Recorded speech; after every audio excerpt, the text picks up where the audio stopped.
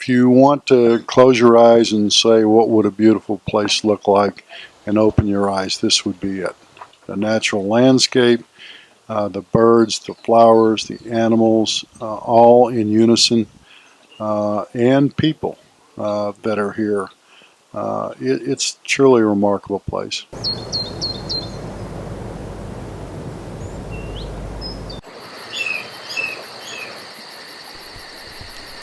A close look at Rancho Margot, which is an eco-resort, organic farm, and science lab, situated in the arenal rainforests of Costa Rica, shows that they are highly interconnected with the ecosystem of the rainforest.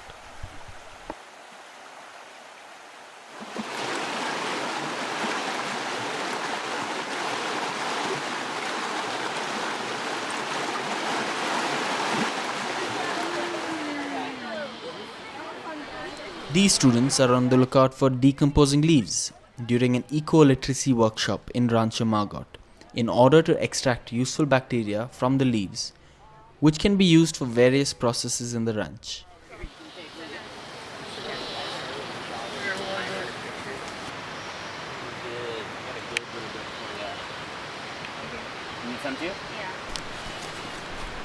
After each student collects a handful of decomposing leaves, they mix flour and molasses with it in a wheelbarrow.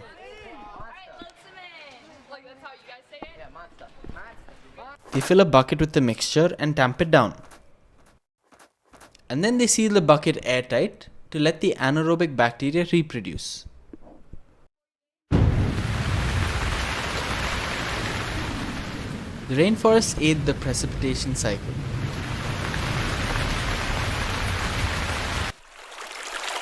They are also efficient at channeling rainwater into rivers.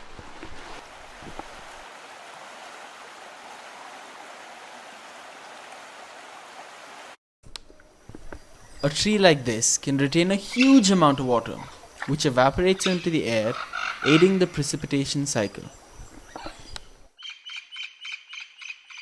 Rainwater that seeps underground resurfaces as springs. Rancho Margot is one of the few places in the world where people leave a zero carbon footprint. People who come here as guests, the hotel guests, it takes a pretty unique type of person to want to come and invest their money in a place like this. And they don't come here, thinking, oh, I'm going to a luxury hotel in the middle of the jungle. They come here saying, wow, this place is sustainable. This place is incredible. I want to learn about what's going on.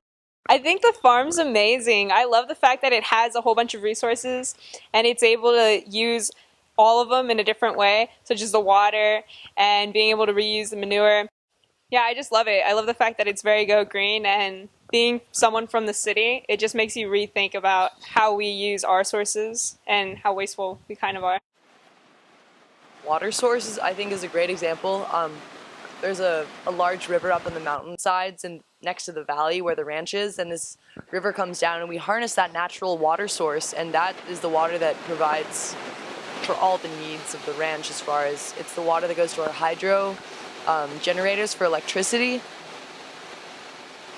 It's the water that we drink. It's the water that goes to all the hoses that feeds it, that water gives water to the animals, everything. All this water comes from this river source up in the mountain, and it's amazing because this river is naturally falling, naturally moving down the mountain, which builds up pressure, builds up gravity to where we don't need to use water pumps.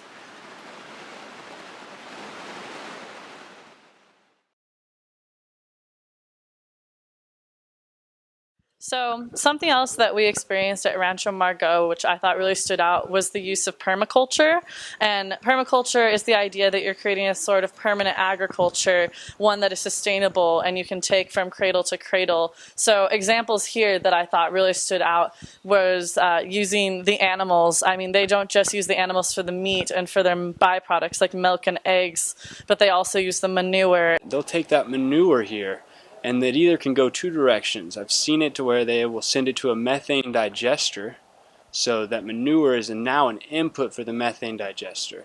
That methane digester uses that input and creates methane gas for their cooking. Okay, that's one way it could go. The methane digester even has outputs of fertilizer, basically just more waste like a liquid manure, then they can use that back on the pasture to replenish the grass. So it kind of comes around full circle. The other way I've seen them using manure, instead of making it into a waste, they would use it to fuel their compost piles. An output of a compost pile is a lot of heat.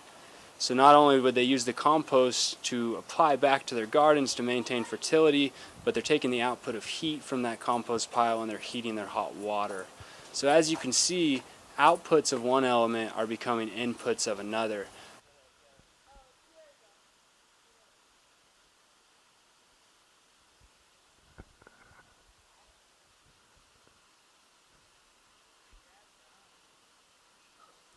Ooh.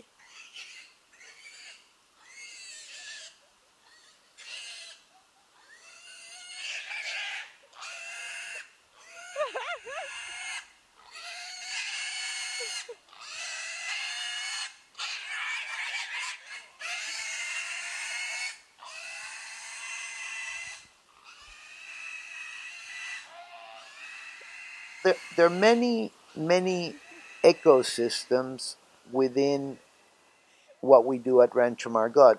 And when we talk about permaculture, we talk about design, we talk about how things work together.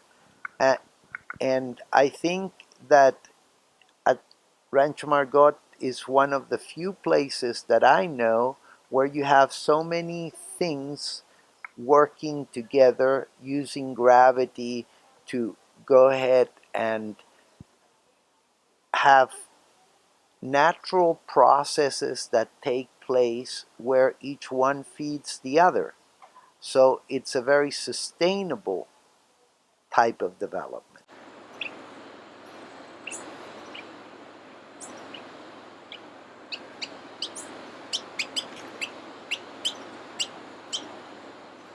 Even with the roofs on all the buildings here at the ranch, we just let things grow on there. Like some of them have some pretty good sized trees sprouting up on top, and it's okay. I mean, the jungle grows over everything, and it's a little bit hectic, but at the same time, it's like a natural air conditioning. One of my favorite things is the green roofs. That's something that, back in the States we talk about a lot and we learn about it, but we don't actually see it put into action. And so I thought it was really cool. I mean, you look around here and there's green on every single roof, and it's a good way to cool down the homes without having to pay for the electricity. So it makes it more sustainable and eco-friendly.